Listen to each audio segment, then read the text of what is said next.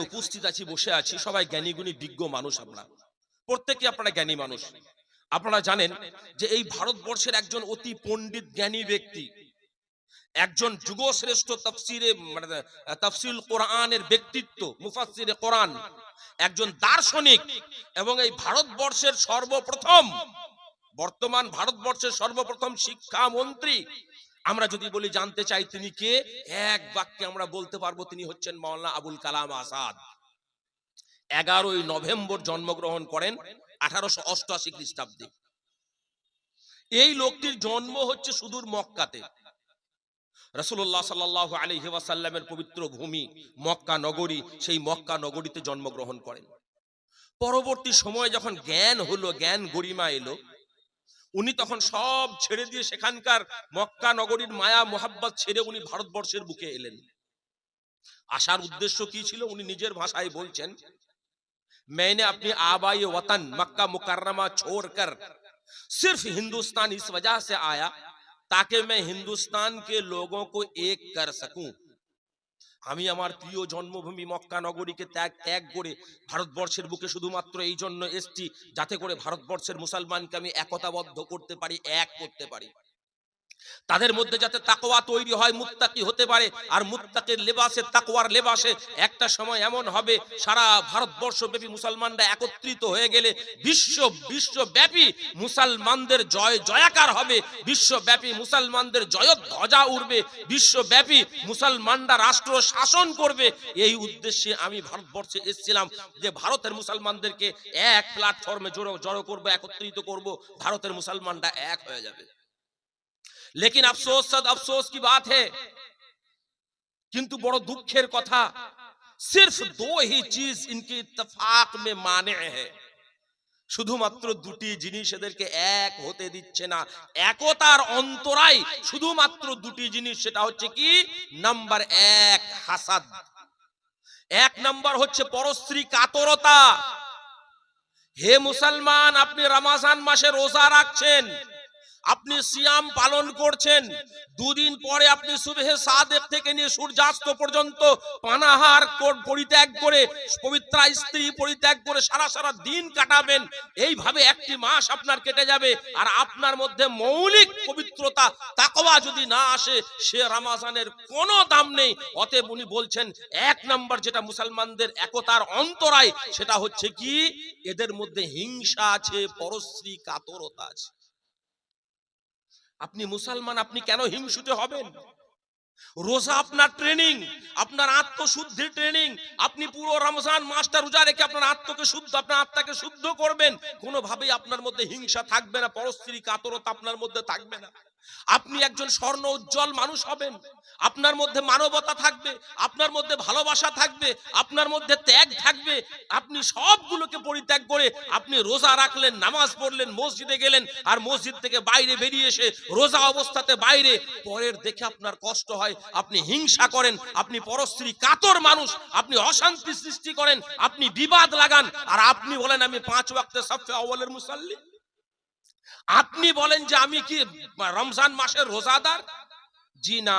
মহান আল্লাহ তাআলা বলছেন, দ্বিতীয় নাম্বার সূরা বাকারা 118 নম্বর আয়াত, ওয়াদ্দা কাসীরুম মিন আহলিল কিতাবি লাউ ইয়ারুদ্দুনাকুম মিন বা'দি ঈমানিকুম কুফারা। মুহাম্মদ, তুমি অধিকাংশ আহলে কিতাবদের পাবে যারা ঠান্ডা ঘরে বসে খুব ঠান্ডা মাথায় এই চিন্তা করে কিভাবে তোমাকে পথভ্রষ্ট করবে, তোমার দ্বীনকে কিভাবে তোমার কাছ থেকে কেড়ে নেবে, তোমার ঈমানকে কিভাবে তোমার কাছ থেকে বিচ্যুত করবে, এই চিন্তায় তারা সব সময় মগ্ন থাকে। এইভাবেই তারা ঠান্ডা মাথায় কাজ করে। তারা লাউ ইয়ারুদ্দুনাকুম মিন বা'দি ঈমানিকুম কুফারা, তোমার ঈমানের পরে তোমাকে কুফরে রূপান্তরিত করার জন্য তারা সদা সচেষ্ট। হাসাদাম মিন ইনদা আনফুসিহিম, এটা শুধুমাত্র তাদের হিংসা, তাদের পরশ্রী কাতরতা। তুমি মুসলমান হয়ে জীবন যাপন করবে, তুমি মুমিন হয়ে জীবন যাপন করবে, তোমার মধ্যে আত্মিক ভালোবাসা থাকবে, তুমি ভাইয়ের সাথে ভালো সম্পর্ক রাখবে, তুমি পড়শির সাথে ভালো সম্পর্ক রাখবে, তুমি প্রত্যেকটা মুমিন ভাই একে অপরে আন্তরিকভাবে গলায় গলা জড়িয়ে জীবন যাপন করবে। এটা তারা কোনো মতেই পছন্দ করে না, এটা তারা ভালোবাসে না। মিন বা'দি মা তাবায়্যানা লাহুমুল হক, মহান আল্লাহ তোমাকে সত্য কথা, বাস্তব কথা বলে দিলেন। অতএব যারা এর পরেও অশান্তি করছে, যারা এর পরেও ভালোবাসাকে নষ্ট করছে এবং যারা মুসলমানদের প্রতি হিংসা করছে, সাময়িক তাদেরকে ছেড়ে দিন।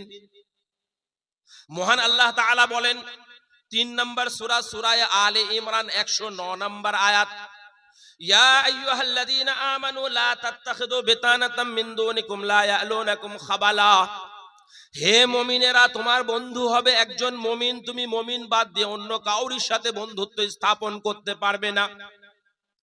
তুমি তোমার মুমিন ভাই বাদ দিয়ে যদি অন্য একে অপরকে বন্ধুত্ব তৈরি করো, তাহলে শোনো, লা ইয়ালুনাকুম খাবালা, সে কোনোভাবেই তোমার ক্ষতিতে পিছপা হবে না। ওয়াদ্দু মা আনিতুম কাদ বাদাতিল বাগদাউ মিন আফওয়াহিহিম, শোনো, তারা তো বাহ্যিক ভাবে যেটাই, তার ভিতরে আরো ভয়ঙ্কর রাগ তাদের লুকায়িত আছে।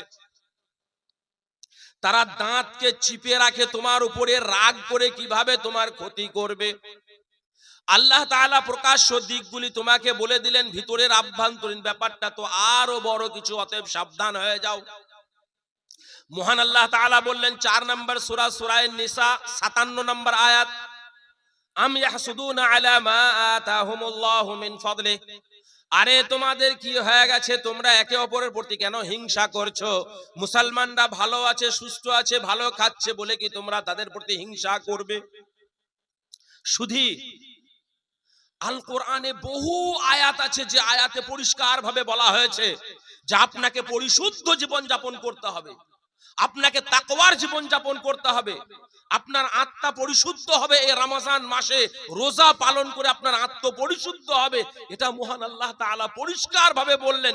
কিন্তু আমি আপনি তা না করে অমুসলিমদের যেটা রীতি নেচার, ইহুদি খ্রিস্টানরা যেটা করে থাকে, সেটা হচ্ছে কি মুসলমানদের উন্নতি, মুসলমানদের অগ্রগামী, মুসলমানদের ভালো, মুসলমানদের সুখ ইত্যাদি তারা দেখতে পারে না, তাদের ভালো লাগে না, তারা রাগে রাগান্বিত হয়, তারা নিজের দাঁতকে চিপে ধরে রাখে তারা, এবং কোনোভাবে তারা এটা পছন্দ করে না।